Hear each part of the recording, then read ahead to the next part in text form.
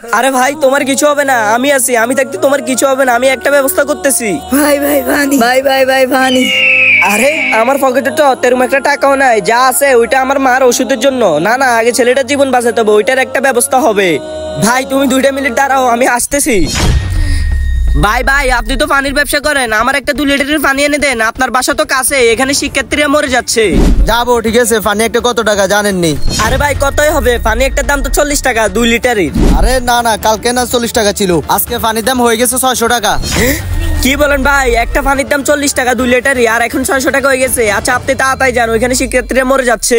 ভাই আপনি যান, এখন আর কি করবো, এখানে তো শিক্ষার্থীরা মরে যাচ্ছে। আমি 1000 টাকা দিতেছি, আপনি তাড়াতাড়ি যাইয়ে 2 লিটারের একটা বোতল আনেন। দাঁড়ান, আমি আসতেছি। আমার মার ওষুধের টাকা তো দিয়ে দিছি, এখন কি করব? আচ্ছা ওইটা সাবজেক্ট পরে, আগে এদেরকে বাঁচাই। বুঝতেছি না, অনেকক্ষণ হয়ে গেছে, উনি এখনো আসতেছে না। আরে প্রায় আধা ঘন্টা হয়ে গেল, উনি তো এখনো আসতেছে না। না না, ওইখানে তো ওরা মরে যাচ্ছে। না না, আমি ওখানে তাড়াতাড়ি যাই। আরে ভাই আমার মাফ করে দিন, আমি আপনার জন্য পানি আনতে পারি না। ভাই ভাই ভাই, আরে এই লোকটা তো মারা গেছে।